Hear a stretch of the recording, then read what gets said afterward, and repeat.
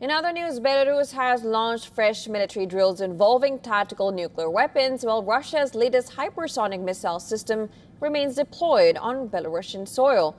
And this comes as tensions with West continues to simmer. The exercises are sending a sharp strategic message far beyond the region. And according to the Belarusian Defence Ministry, the exercises are designed to test combat readiness and coordination between military units tasked with handling nuclear-capable systems. Now, the drills involve missile forces and aviation units operating under simulated battlefield conditions.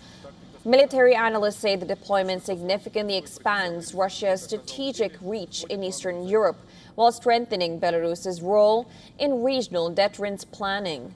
Belarusian officials insist the exercises are defensive in nature and aimed at maintaining operational preparedness amid a rapidly changing security environment. Now, Moscow has also repeatedly described tactical nuclear deployments as part of a broader deterrence measures against growing Western military activity near Russian borders. Now, the drills are being closely monitored across Europe. Minsk says the latest drills involve Belarusian military units assigned with the combat use of nuclear weapons are practicing interoperability with Russia for the delivery of nuclear munitions during the exercise. Belarus also hosts Russian nuclear weapons. Russia deployed Oreshnik, its latest hypersonic nuclear-capable missile, to Belarus last year. The Russian Oreshnik missile, which is nuclear capable. It is an intermediate-range ballistic missile and can fly between 500 to 5,500 kilometers with speeds up to Mach 10. Moscow last week tested its nuclear-capable intercontinental ballistic missile Sarmat months after the last treaty capping Russian and U.S. nuclear arsenals expired. Now, the missile has a range of 10,000 to 18,000 kilometers and can fly at a terrifying speed of 26,000 kilometers per hour. The nuclear-capable missile can also evade most modern anti-missile defense systems.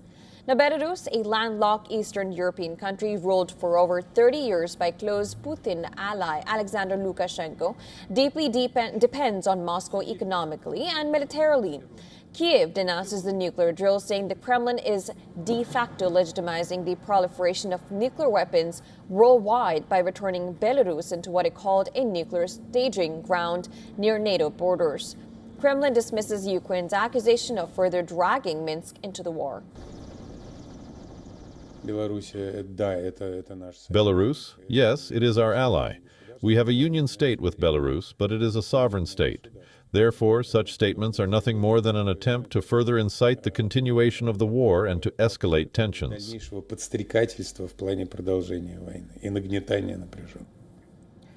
Now, last week, Ukraine's President Volodymyr Zelensky ordered troops to reinforce the border with Belarus in the north, claiming Moscow was preparing a new offensive from there.